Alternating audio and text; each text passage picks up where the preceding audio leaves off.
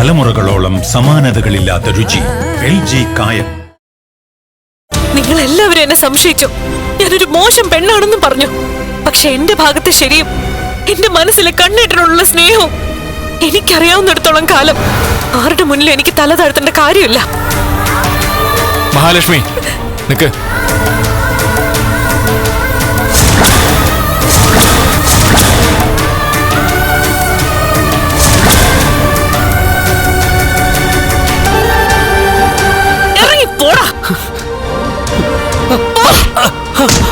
ഞാൻ ഒരു നിമിഷം പോലും താൻ തെറ്റ് ചെയ്തെന്ന് വിശ്വസിച്ചിട്ടില്ല, പറഞ്ഞിട്ടില്ല. പക്ഷേ ഞങ്ങൾക്ക് സത്യം അറിയണമായിരുന്നു. അതുകൊണ്ട് ഞങ്ങൾ കൃത്യമായിട്ട് കാര്യങ്ങൾ പ്ലാൻ ചെയ്തു. ഇനി ഈ ക്യാബിനകത്ത് നടക്കുന്നതൊക്കെ അപ്പപ്പോ എനിക്ക് കാണാം, എവിടെ ഇരുന്ന് വേണമെങ്കിലും.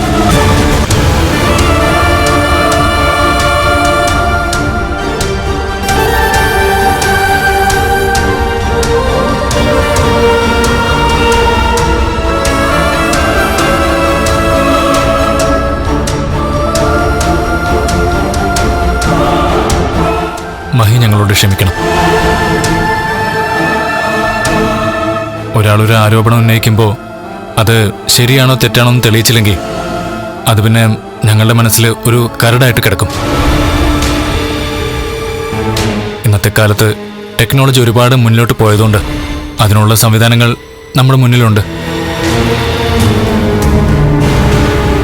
പിന്നെന്തിനാ നമ്മൾ ചിന്തിച്ച് സമയം കളയുന്നത്? കണ്ണേട്ടനും കൂടെ അറിഞ്ഞിട്ടാണോ ഇതൊക്കെ ചെയ്തത്? ഏയ്, ഒരിക്കലുമല്ല. മഹിയെ സംശയിക്കുന്നത് തന്നെ ദൈവം തന്നെയാണെന്ന് ഒരുപാട് തവണ കണ്ണേട്ടൻ പറഞ്ഞിട്ടുണ്ട്. അതിന്റെ പേരില് ഞങ്ങളോട് വഴക്കിട്ടിട്ടുണ്ട്. മഹിയാണ് ശരിയെന്ന് ഞങ്ങൾക്കും അറിയായിരുന്നു. എങ്കിലും ഉള്ളിന്റെ ഉള്ളിൽ നേരിയ സംശയം കടന്നുകൂടി. അത് കണ്ണേട്ടനില്ല, എന്റെയും അനന്തോട്ടന്റെ മനസ്സിൽ. അതൊന്ന് ക്ലിയർ ചെയ്യാൻ വേണ്ടിട്ടാ ഞങ്ങളുടെ കയ്യിലുണ്ടായിരുന്ന ക്യാമറ മഹി സഞ്ചരിച്ച വാഹനത്തിലും പിന്നെ ക്യാബിനിലും ഒക്കെ ഘടിപ്പിച്ചത്. ഇക്കാര്യത്തില് ഞങ്ങൾ തമ്മിലൊരു ബെറ്റുണ്ടായിരുന്നു. എന്റെ മഹി ഒരു കാരണവശാലും തെറ്റ് ചെയ്യില്ലെന്ന് ഞാൻ തറപ്പിച്ച് പറഞ്ഞപ്പോ രണ്ടാളും അതും പൂർണ്ണമായിട്ട് സമ്മതിച്ചില്ല. അപ്പൊ പിന്നെ ബെറ്റ് കെട്ടേണ്ടി വന്നു. ശരിയാണ്, ആ ബെറ്റിൽ നീ വിജയിച്ചു. എന്നാ പന്തയത്തിൽ വിജയിക്കുന്ന ആൾക്ക് എന്ത് തരണമെന്നോ കൊടുക്കണമെന്നോ നമ്മൾ പറഞ്ഞില്ല. നീ ആവശ്യപ്പെട്ടോ? നിനക്കെന്തും തരാൻ ഞങ്ങൾ തയ്യാറാ. എന്റെ മഹി ഒരു തെറ്റും ചെയ്യില്ലെന്ന് നീയും ലേഖ ഇപ്പൊ പറഞ്ഞല്ലോ. അങ്ങനെ ഒരു നിമിഷം തന്നെയായിരുന്നു എനിക്ക് വേണ്ടിയിരുന്നത്. അതിനപ്പുറം മറ്റൊരു സമ്മാനം എനിക്ക് വേണ്ട. നീയാടാ ജയിച്ചത് പന്തയത്തിൽ. ഇനി ഒന്നും പേടിക്കാനില്ലടാ. നിന്റെ ജീവിതത്തിൽ നിനക്ക് കിട്ടിയ പുണ്യം നിന്റെ ഭാര്യ. ഒരു നിമിഷമെങ്കിൽ ഒരു നിമിഷം മഹിയെ സംശയിച്ചതിന് ഞങ്ങൾ മാപ്പ് ചോദിക്കുക.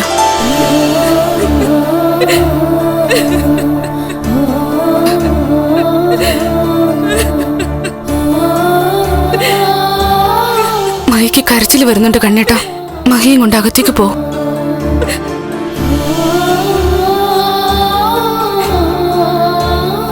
എന്റെ മഹിയെ കരയിപ്പിച്ചപ്പോ രണ്ടാൾക്ക് സന്തോഷമായല്ലോ അല്ലേ? ഭാര്യയെ പരീക്ഷണ വസ്തുവാക്കിയ നന്ദി കെട്ടൊരു ഭർത്താവായിപ്പോയി ഞാൻ. അതിൽ നീ തെറ്റൊന്നും ചെയ്തിട്ടില്ലല്ലോ. നിന്റെ ഭാഗത്ത് വീഴ്ചയൊന്നും പറ്റിയിട്ടില്ലല്ലോ.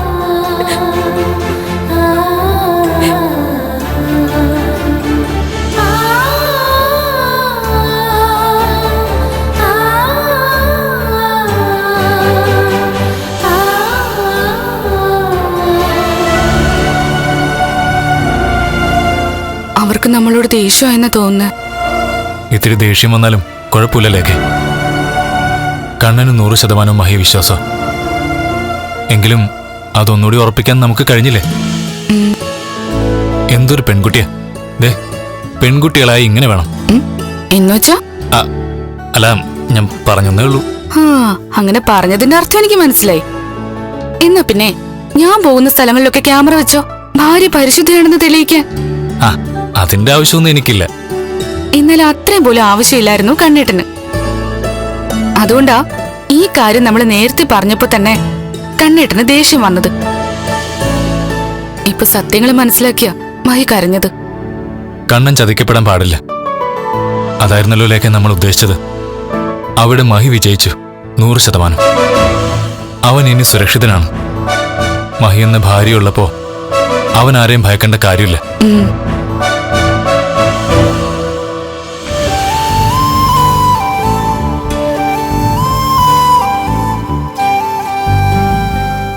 എന്നെ ബെഡിലിരുത്തോ.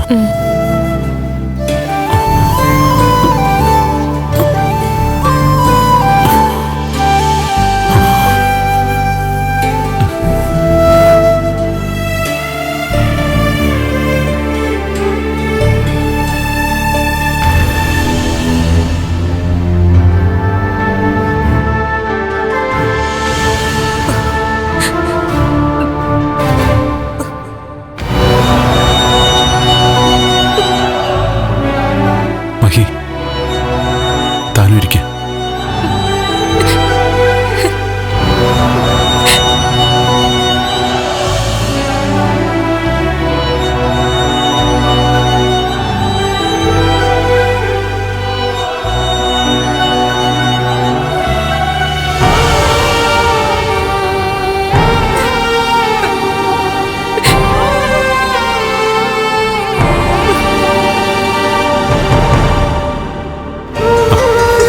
എന്തിനെങ്ങനെ കരയുന്നേ?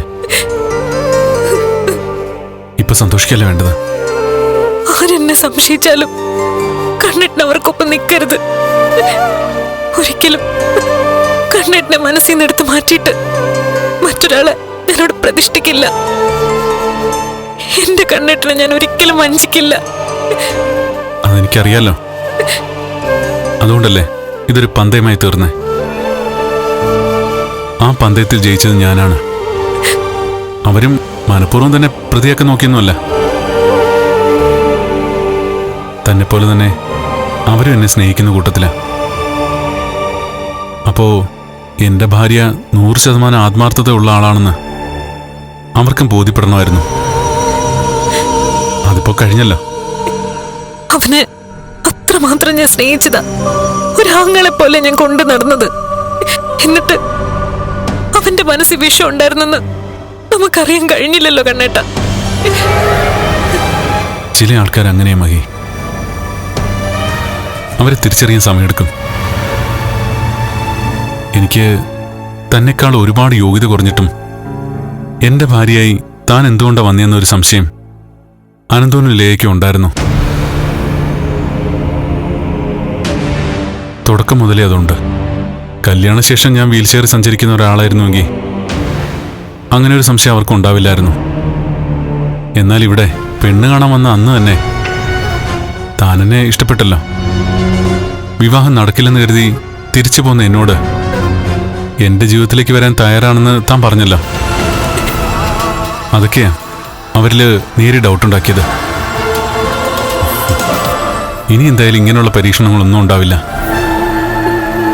അവർക്ക് മനസ്സിലായല്ലോ എല്ലാ അർത്ഥത്തിലും താനൊരു മഹാലക്ഷ്മിയാണെന്ന്.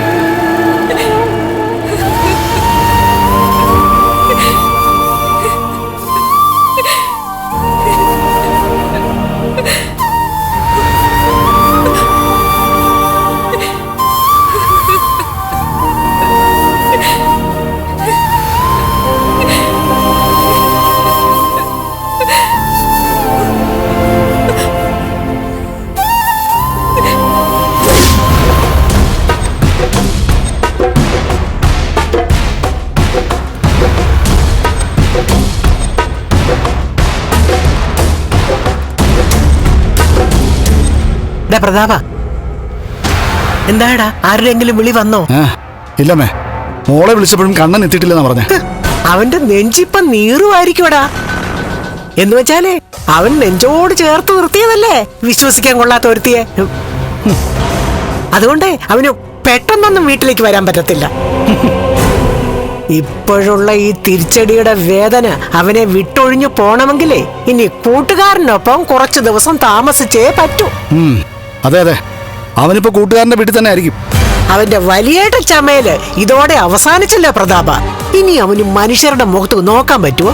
അതുപോലെയല്ലേ അവൻ നേരത്തെ മനസ്സിനകത്ത് കറുപ്പുള്ള ഒരുത്തിയെ വെളുപ്പിക്കാൻ നോക്കിയത്. ഒരുത്തി പൂജാമുറിയിലെ വിളക്ക് തെളിയിച്ചു കഴിഞ്ഞു. അവളുടെ മോക്ക് ഒന്നും പറ്റാതിരിക്കാൻ വേണ്ടിട്ട്.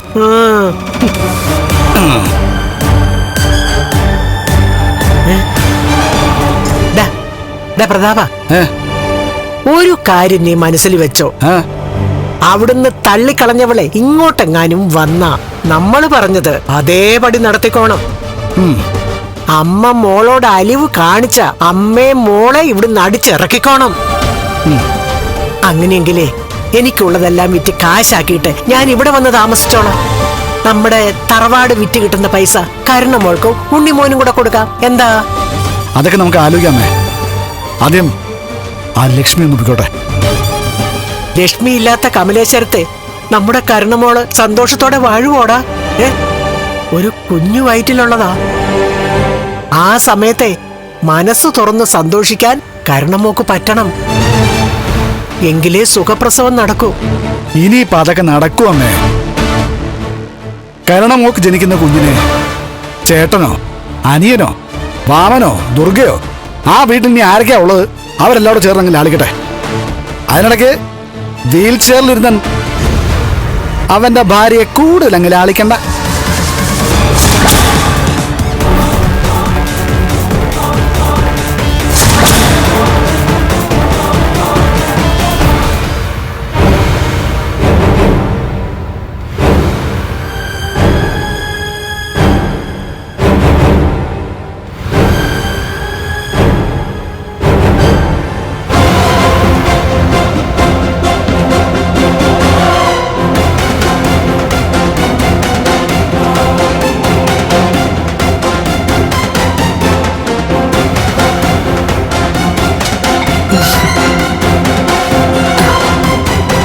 എല്ലാരും ചായ കുടിക്കേ.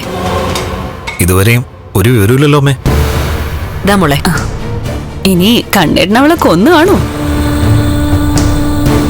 അതും പറയാൻ പറ്റില്ല. അവളവന്റെ പ്രാണൻ എടുത്തതല്ലേ, അപ്പൊ തിരിച്ചു അത് സംഭവിക്കാനുള്ള സാധ്യതയുണ്ട്. ആ സാഗറിനെ കണ്ടായിരുന്നെങ്കിലേ അവനൊരു സ്വർണ്ണമോതിരം വാങ്ങിച്ചു കൊടുക്കായിരുന്നു. അത് നീ വാങ്ങിച്ചു കൊടുക്കണ്ട, ഞാൻ വാങ്ങിച്ചു കൊടുത്തോളാം. ഇതില് മേഘേട്ടന്റെ പങ്ക് വ്യക്തമാണ്.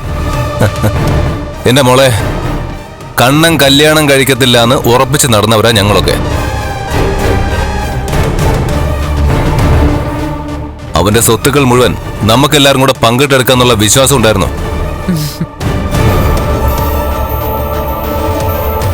മഹാലക്ഷ്മി അവന്റെ ജീവിതത്തിലേക്ക് വരുന്നതിന് മുമ്പ് വരെ ആ ആഗ്രഹം തള്ളിക്കളഞ്ഞവൾ അവന്റെ ജീവിതത്തിൽ വെച്ച് പൊറപ്പിക്കില്ല എന്ന് ഞാൻ പ്രതിജ്ഞ എടുത്തവനാ. അതിപ്പോ സാഗർ ശരിയാക്കി എടുത്തതേ ഉള്ളൂ. ഇനിയിപ്പോ മിക്കവാറും കമ്പനിയുടെ മേൽനോട്ടമൊക്കെ അങ്ങേര് നമ്മളെ ഏൽപ്പിക്കാനുള്ള സാധ്യതയുണ്ട് മേക്കേട്ടാ. ഏൽപ്പിച്ച അവന് കൊള്ളാം. അവിടെ നടന്ന എന്താണെന്ന് അറിയാൻ ഒരു ആകാംക്ഷയുണ്ട്. ആ, കുറച്ചു നേരം കൂടി നോക്കാം മോളെ. എന്നിട്ടും വിവരമൊന്നും അറിഞ്ഞില്ലെങ്കിൽ ഞാൻ കണ്ണനെ ഒന്ന് വിളിക്കാം. നീ വെറുതെ ടെൻഷൻ ആവണ്ട.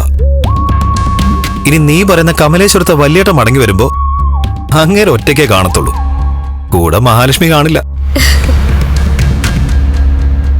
അങ്ങനെ തറപ്പിച്ചൊന്നും പറയണ്ട. കണ്ണേട്ടൻ വരുമ്പോ കൂടെ അനന്തുവേട്ടനും ലേഖേച്ചിയും കാണും. പിന്നെ ആ പറഞ്ഞത് സത്യവാ, അവള് കാണത്തില്ല, മഹാലക്ഷ്മി.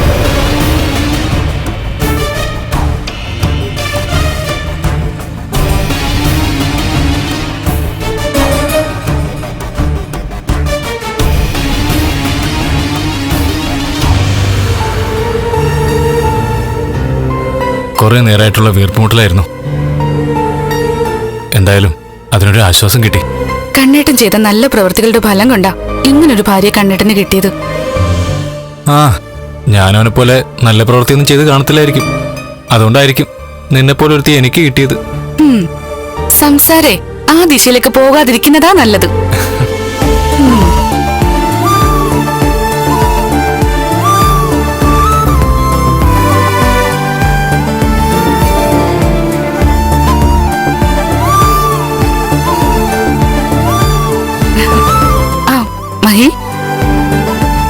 എടാ, ഇന്നൊരു സന്തോഷമുള്ള ദിവസമല്ലേ?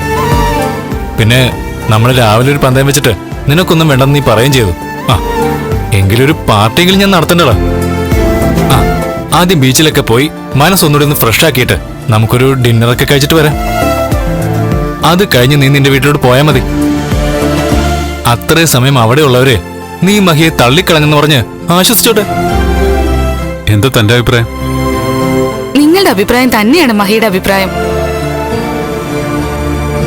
നിങ്ങളുടെ തകർച്ച കാണാനിരിക്കുന്ന കുറെ എണ്ണത്തിന്റെ ഇടയിലേക്ക് എന്തിനാ പെട്ടെന്ന് കയറി ചെല്ലുന്ന? അനന്തോട്ടം പറഞ്ഞ പോലെ അവര് കുറച്ചുകൂടി സന്തോഷിക്കട്ടെ. അതെ,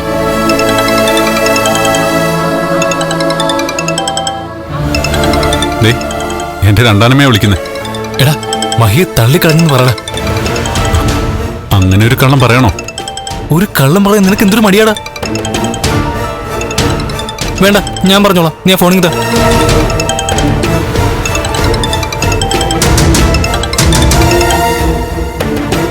ആ അനന്തു അമ്മേ. എടാ ഞങ്ങളെല്ലാം സങ്കടത്തിലാ മോനെ. എന്നുവെച്ചാ ഒരുത്തി അതുപോലല്ലേ ഓരോന്ന് കാട്ടിക്കൂട്ടിയിരിക്കുന്നേ. അതുകൊണ്ട് എന്താ അമ്മേ, കണ്ണൻ രക്ഷപ്പെട്ടില്ലേ? മനസ്സിനകത്ത് നന്ദി സ്നേഹം ഇല്ലാത്തവള് അവളുടെ പാട്ടിന് പോയില്ലേ? അയ്യോ, ഞങ്ങള് കരുതി ഇനിയും കണ്ണൻ അവളോട് ക്ഷമിച്ചിട്ട് അവളെ ഇങ്ങോട്ട് കൂട്ടിക്കൊണ്ടുവരുമെന്ന്. അവൻ അതിന് ശ്രമിച്ചാലും ഞങ്ങൾ സമ്മതിക്കും അമ്മേ.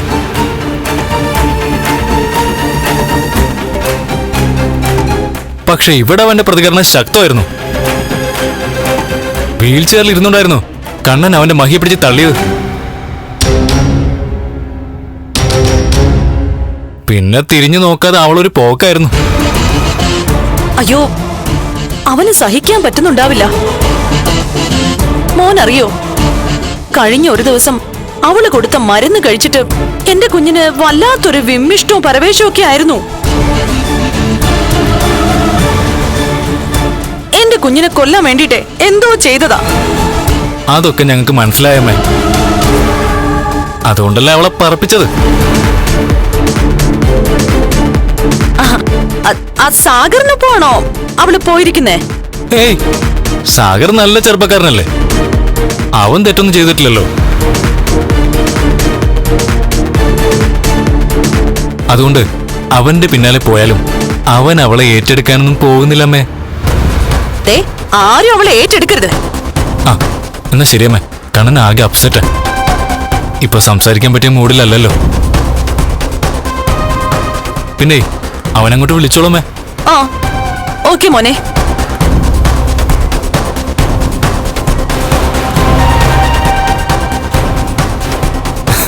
എന്നടാ, ഇത് വല്ലാത്തൊരു പെർഫോമൻസ് ആയിപ്പോയല്ലോ അനന്തുവേട്ടാ. ഇതുപോലൊരു പെർഫോമൻസ് ആവശ്യമായിരുന്നു മഹി.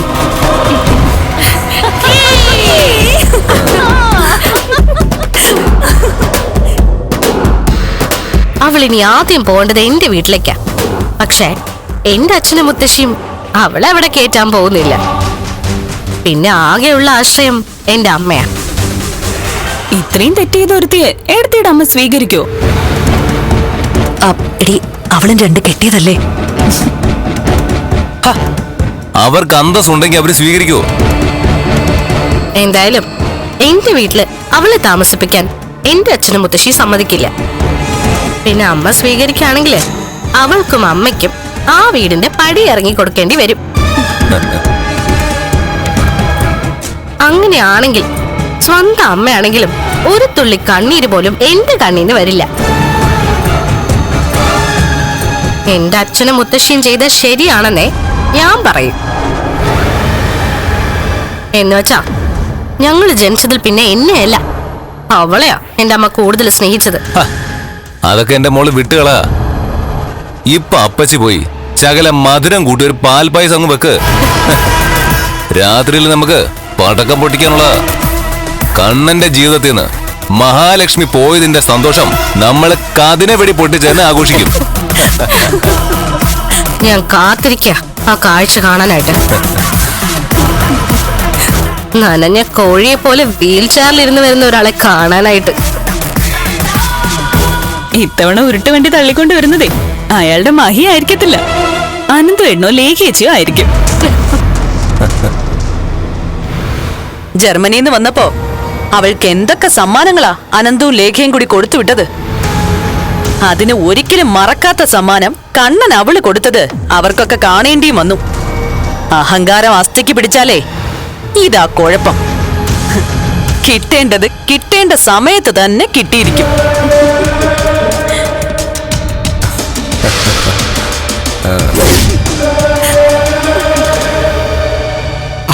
കരണമോളെ, ഈ പൂത്തിരി, കമ്പിത്തിരി, ലാത്തിരി അങ്ങനെ എന്താന്ന് വെച്ചാ മോള് കത്തിച്ചോ.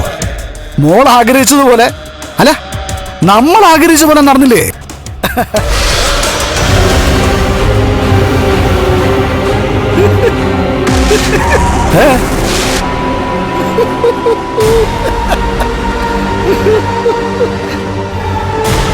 ചിരിക്കാൻ വെച്ച് ചിരിക്കാൻ എന്താടാ എടാ, ചിരിക്കാതെ കാര്യം പറയടാ. അവളെ കണ്ണനടിച്ച് വെളിയിൽ കളഞ്ഞോ? കളഞ്ഞമ്മേ, കളഞ്ഞു. ആ കണ്ണൻ തിരിച്ച് അവന്റെ തറവാട്ടിലേക്ക് എത്തിയിട്ടില്ല. ആ എങ്കിലും അവന്റെ രണ്ടാനമ്മ വിളിച്ചു ചോദിച്ചപ്പോ അവൻ പറഞ്ഞു മഹാലക്ഷ്മി ഇനി മടങ്ങി വരില്ല എന്ന്.